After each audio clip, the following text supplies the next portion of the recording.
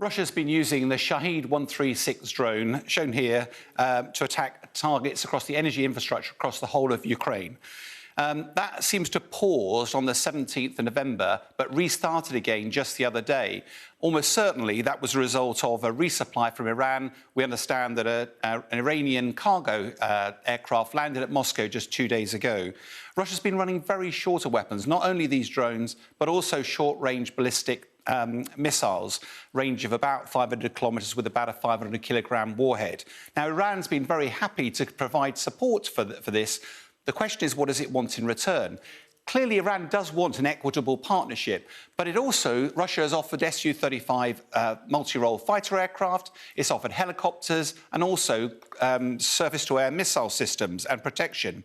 Most worrying, it's also offered help with its fledgling nuclear programme. All of this has very worrying implications for stability around the local region. Of course, we return to a focus of events on the ground, actually in Ukraine itself. The Russian priority remains the Donbass region here, and particularly focus around Bakhmut, which have been trying to encircle for many weeks, north, east and south, but they've not managed to take the west. Very difficult to get detailed information about what's happening here because the Ukraine and Russian version of events do differ. But it is described as a hellhole, and certainly President Zelensky described Bakhmut as being in ruins. From a Ukrainian perspective, they tend to be focused on just north of Stavitova, trying to cut off the logistic supply lines of Russia down to Bakhmut. And if we zoom out, Ukraine is also trying to do exactly the same thing down in Kherson.